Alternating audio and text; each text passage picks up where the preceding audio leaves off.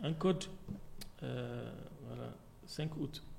Celui qui écrit 5 août en commentaire, il a un iPhone. Celui qui écrit, il a un iPhone.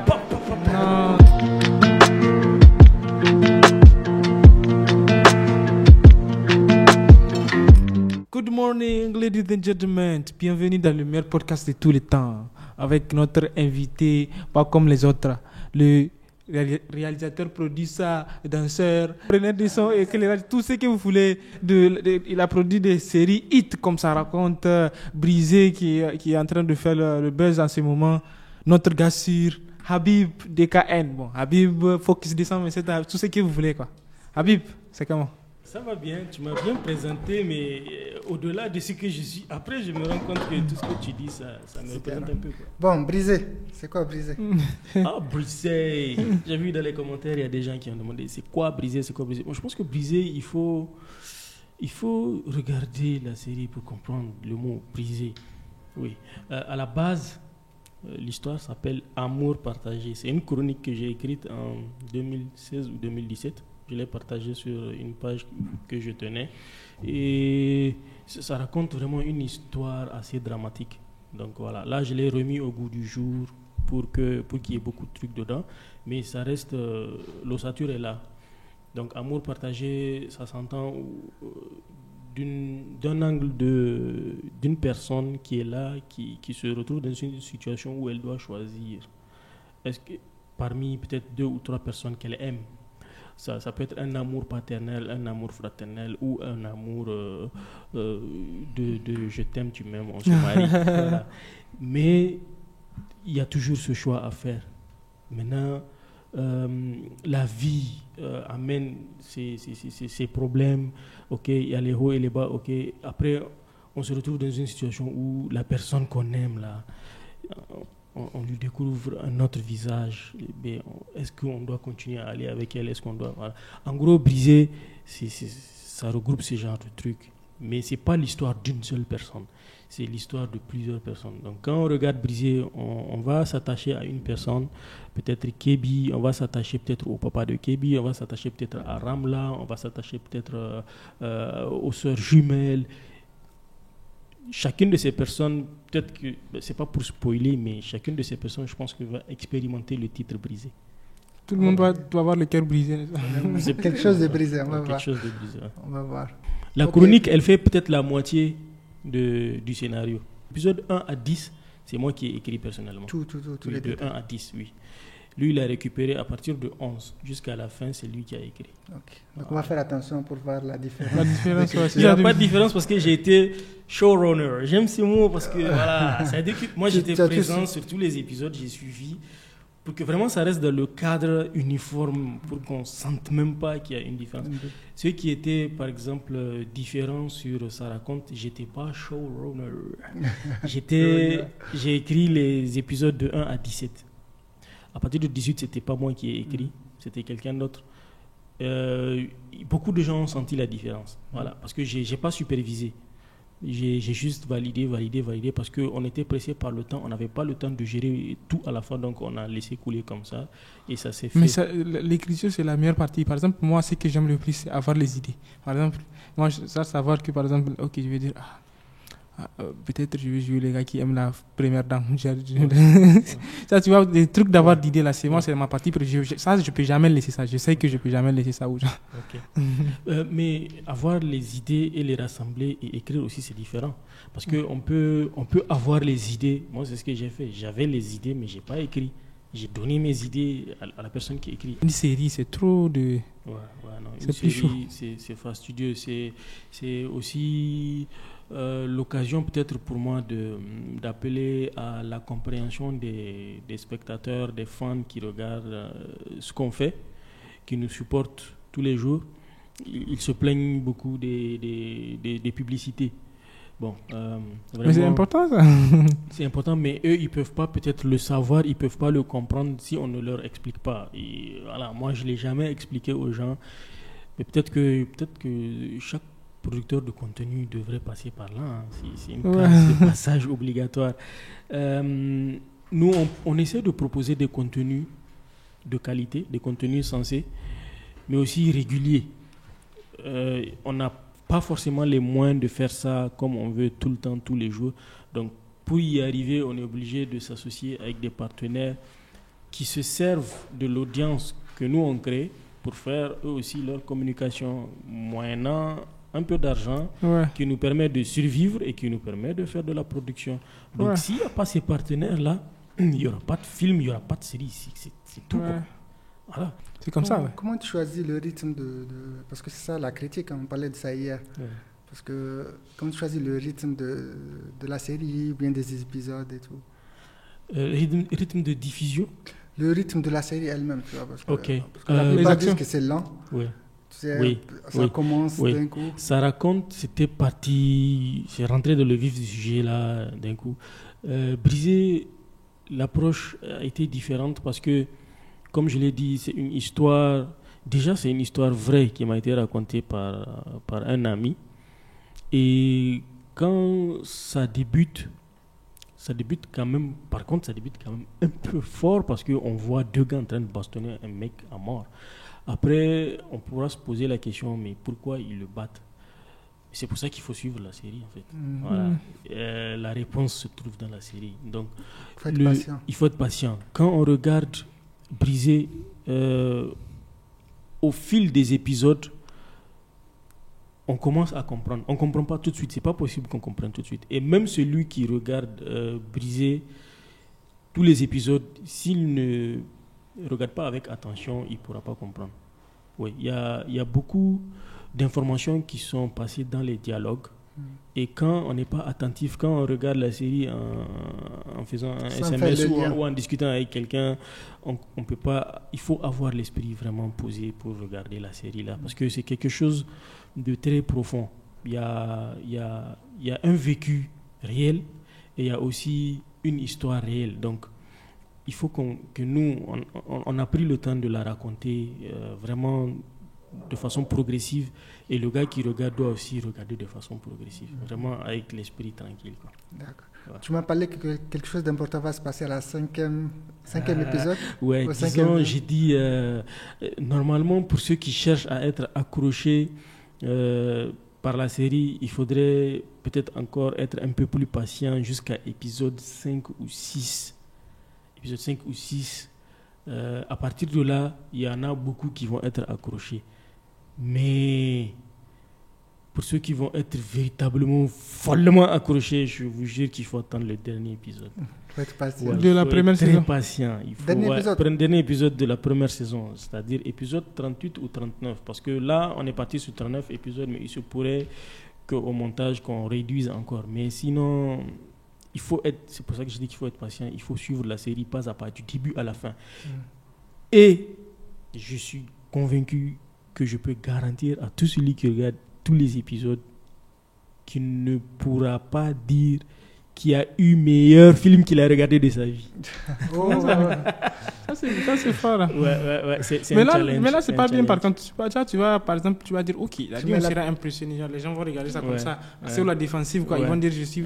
Mais c'est l'objectif. Quand ils vont aller regarder, après, chacun va donner son avis. Moi, j'ai pas été bluffé. Moi, j'ai pas été scotché. Moi, j'ai pas.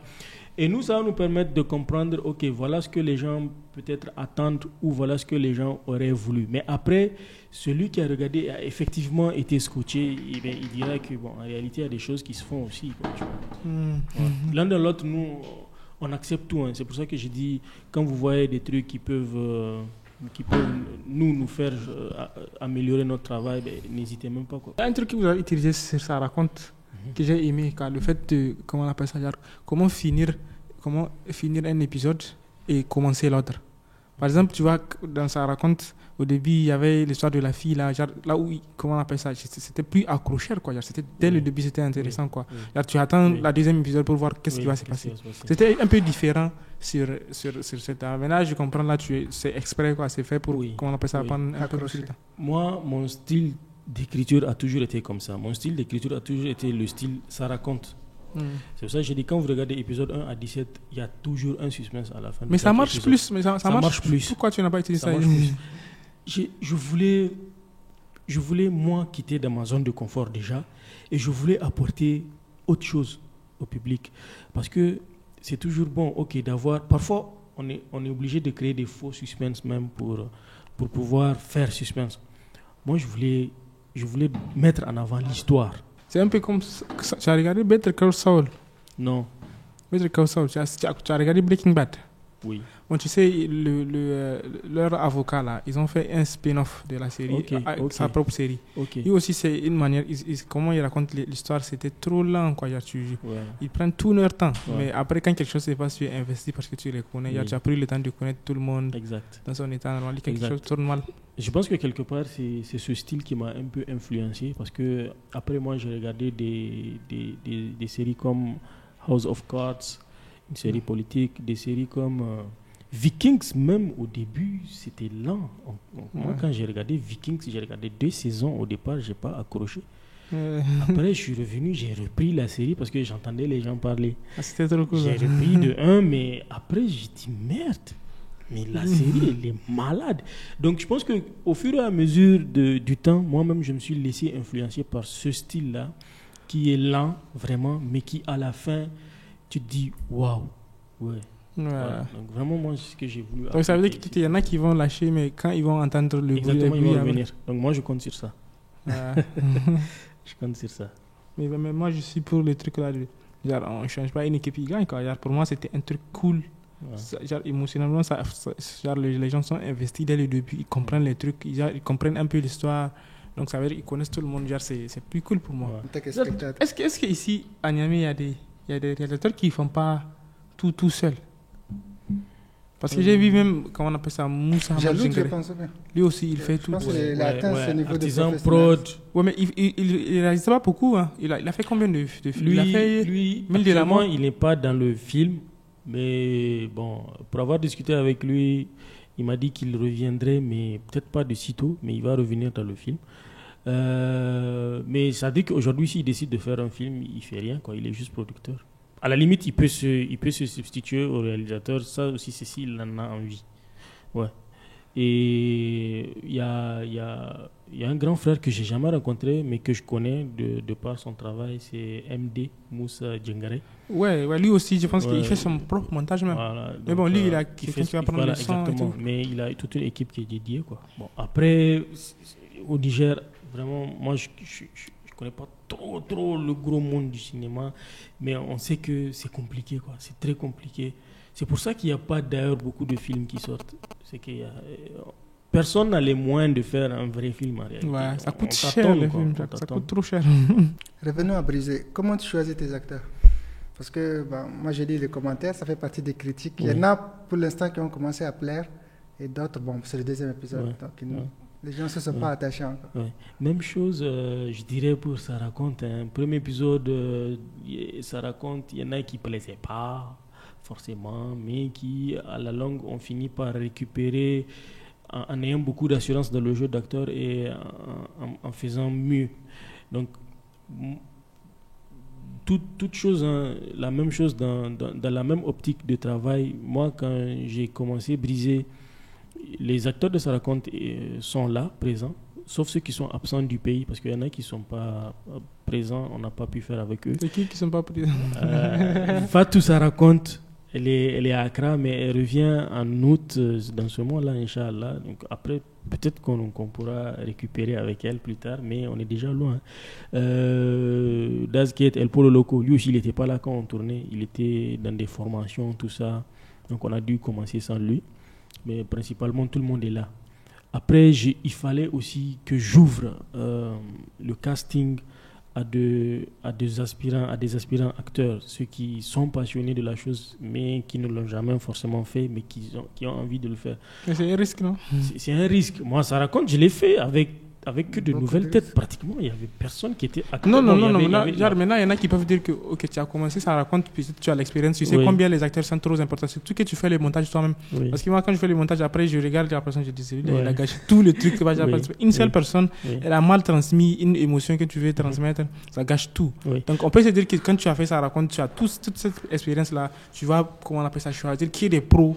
Oui, mais ça ne peut pas se passer comme ça, c'est pas possible. Aujourd'hui, non seulement on n'a pas l'effectif, mais en plus, il y a certaines choses qui ne se font que par affinité. Par exemple, aujourd'hui, moi, j'ai recruté des acteurs professionnels qui ont commencé à jouer avant même que moi je sache c'est quoi film. Et ils jouaient film.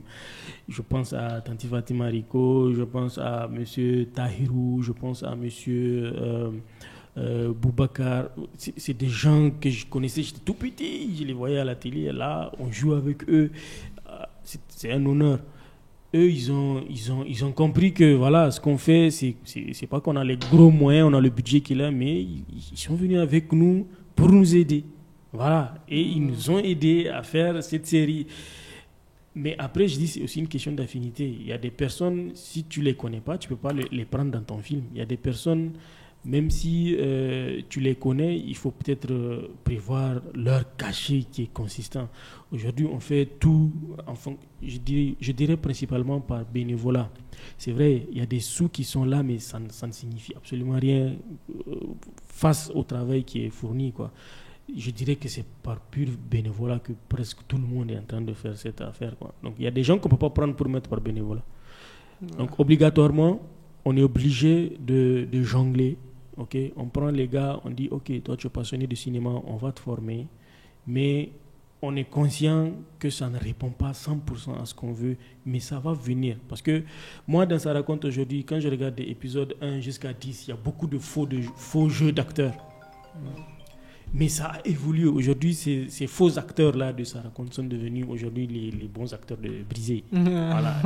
Les faux acteurs de Brisé vont devenir les bons acteurs de la série, ainsi de suite. Et c'est comme ça qu'on crée une communauté. Moi, j'ai envie aujourd'hui, quand on va créer un nouveau projet, OK, on a le producteur, on a le réalisateur, on a l'assistant réalisateur, on a les acteurs, tout le monde sait ce qu'il doit faire, chacun vient, il fait son boulot et on se casse. Mais pourquoi? Comment c'est possible? C'est parce qu'il y a eu un précédent. Moi, je suis en train de créer le précédent actuellement. Ouais, bon courage. Merci. De toute façon, nous, quand on va faire des films, il y a des gens qui sont expérimentés. On devient un film. Parce que c'est ça qui manque, tu sais, on ne s'entraîne pas trop. C'est en faisant quelque chose tout le temps que tu deviens bon dans ça. Exactement. Et au Niger, il n'y a pas ça. Il y a combien de films, à ton avis, par an au Niger? Ah, j'ai pas d'avis, ça se compte. Ouais, donc c'est pour dire c'est peu. Ouais. Donc ça veut dire qu'on ne peut pas devenir excellent parce qu'on on manque d'entraînement. Exactement. Les gens veulent exiger de nous qu'on soit au même niveau, à côté de nous, même Kanyewood là, on n'a pas leur niveau. Hein. Ouais. Les gars, ça fait 50 ans, ils font des films, même s'ils font ça à leur façon. Ils ont une expérience que nous, on n'a pas. C'est juste l'expérience. Voilà. Il faut qu'on acquiert cette expérience. Qu'est-ce qu'il nous manque? C'est ce qu'il est en train de faire. Il faut faire. Pas seulement, je manque plus, je pense. Il nous manque plus que ça. Non, faire là. Après, on commence par ça. Après, les gens disent toujours qu'il n'y a pas de fonds pour le cinéma. Exactement. Il n'y a pas... Mais moi, je pense qu'on n'a pas besoin de ça. Aujourd'hui, nous, on est en train de faire... Non, ce qu'on fait, s'il y a des fonds, il y a beaucoup qui vont se lancer. Mais si on amène les fonds, on est nul. Si on amène les fonds, on n'a pas l'expérience. On va s'améliorer. Non, mais s'il y a l'argent, les gens vont se lancer dans ça. Ok. Quand on a fait la formation, qu'est-ce qu'on nous a dit? On nous a dit qu'il y a des... Comment on appelle ça? Il y a des gens, ils ont eu des fonds. Il y a beaucoup de gens qui ont eu des fonds pour réaliser des films. Tu sais ce qu'ils ont fait avec l'argent de Action. Ils sont partis se marier. Et puis il y en a qui ont réalisé des trucs qui ne sont pas extraordinaires, n'est-ce pas? Donc ça veut dire que dès le début, on ne peut pas vous gaspiller de l'argent. Là, tu sais, quand on a commencé, au Niger, tu sais, c'était le premier pays du cinéma de l'Afrique francophone, n'est-ce pas? On était les premiers, c'est comme ça. Mais il y avait un moment où c'était le bon moment pour injecter beaucoup de fonds dans ça. Ils n'ont pas fait, et le niveau est rabaissé. Voilà. Maintenant, on doit refaire tout et espérer que peut-être maintenant, les gens vont encore donner, mettre les fonds. Si Didi, moi je pense que si jamais on injecte de l'argent, ça va promouvoir le cinéma, ça va promouvoir la création, mais ça va aussi promouvoir beaucoup de faux trucs, quoi. Ça va attirer les mauvaises personnes. L'argent attire les mauvaises personnes, tu vois. Pourquoi pas? Par exemple, il y en a, tout ce que tu vois dans le cinéma maintenant, actuellement, là, qui font du cinéma actuellement, tu vas voir comment on appelle ça, les tchatchous, il faut qu'ils par exemple, nous, tout ce qu'on fait, c'est ça les vrais passionnés. Maintenant, dès que les Moussa Gingare, Aïcha Maki, tu vois, tout ça là, c'est des passionnés, mais dès que tu injectes de l'argent, tu dis qu'il y a beaucoup d'argent l'argent. Tu vas voir des gens vont venir, ils vont sortir. Mais il est bien aussi possible Non, mais que... ils ne vont pas se démarquer. Les mauvaises personnes ne vont pas se démarquer. Ceux qui n'ont aucun talent. Ou alors, au début, ils seront très nuls, mais au fur et à mesure, ils vont s'améliorer. Ouais, je sais. Ah non, je suis d'accord mais avec ceux qui aiment vraiment ce boulot, c'est eux qui vont... En même temps qu'on amène l'argent, on ne le donne pas au hasard. Tu fais un film, on te donne l'argent. C'est pas ça. Non, je suis d'accord avec toi. Pour avoir un certain succès, il faut faire du boulot, quoi. Ah, Tu as du chemin à faire. Mais on te dit, au bout, si tu réussis, tu auras ça. Moi, je suis d'accord avec ça. Il faut qu'il y ait des concours, il faut que... C'est ça que je suis en train de dire. Quand je parle d'argent, c'est ça, mais pas au hasard. Dès que tu fais un film, on te donne. Ouais, je suis d'accord avec ça, mais c'est impossible. C'est impossible de savoir à qui donner ça. Mais comme on parlait de ça tout à l'heure. L'argent, ça booste tout. L'argent, au Sénégal, là, c'est le ministère qui prend beaucoup de choses en charge s'agissant du cinéma. Et aujourd'hui, pratiquement, ils sont en train de défoncer tout le monde, quoi. Voilà. Je pense que s'il y a l'argent, on ne pourra que prendre l'envol, quoi. Mais il faut que ça soit bien géré. Il y a plein, peut-être qu'ils ont le talent, mais ils ne le savent même pas. Exactement. Ils savent pas. Et puis, ils ne vont pas s'intéresser à quelque chose qui ne va rien leur apporter. Ça, en fait, ils réfléchissent, c'est tout. Ça, c'est vrai. Bon, moi, je suis d'accord que c'est de l'argent qui va motiver les gens à faire. Mais ce que je suis en train de dire, c'est que ça a été fait, quoi. Les gens, comment on appelle ça, on fait du n'importe quoi. Maintenant, c'est un risque Ici au Niger? Oui, aussi au Niger. Ok. Bon. Donc, déjà, vas-y, parle-nous de cette chose, c'est important. Moi, quand on était parti à la formation, là, qu'est-ce qu'ils nous ont dit? Ils ont dit il y a des institutions, tu déposes, comment on appelle ça, tes dossiers. Formation Canal+. Ouais, c'est une formation Canal+, on a fait, quoi. Ils nous ont expliqué comment recevoir, comment on appelle ça, des fonds, genre, comment monter ton dossier pour avoir ça et tout. Ça, par exemple, ça aide le truc là, ça aide à savoir, comprendre comment, genre, ça se fait pas par hasard, quoi. Quand tu as un bon document, c'est possible d'avoir de l'investissement, pas des Nigériens même, de l'extérieur, par exemple en France, au Canada, genre tout ça là, quoi. Même les États-Unis, tout, tu peux avoir ça. Et au Niger, ils nous ont expliqué qu'il y en a qui ont eu, quoi. Il y en a qui ont eu ça, mais malheureusement, ils n'ont pas. Ils l'ont donné au hasard, c'est tout. Non. Ouais, en réalité, c'était pas, si tu veux, des fonds conventionnels, quoi. Voilà, c'est vraiment des gens qui ont eu la chance d'avoir des financements pour des projets, mais qui n'ont pas mené ces projets à terme. Bon, ça, moi, je dirais que c'est des cas isolés. Peut-être que le jour où je pense pas. Le financement va arriver, ils vont revenir. On va faire une liste. Ouais. Non, tous ces gens-là vont revenir. Tout le monde revient. Il faut être honnête. Mais je pense qu'en ce moment-là, on pourra peut-être mieux cadrer les choses. Et ceux qui doivent émerger vont naturellement émerger. Et ceux qui vont tenter, qui vont échouer, après, peut-être qu'on va plus tenir compte d'eux, mais ou peut-être qu'ils vont... Non, ils vont travailler dur encore pour réussir, c'est tout. Quand tu échoues, si tu ne travailles pas dur pour les donner. En gros, on a besoin de financement pour faire du cinéma, déjà, mais on a aussi besoin d'être passionné, quoi. Si on n'est pas passionné, ça ne peut pas marcher. Ouais, mais passionné tout seul...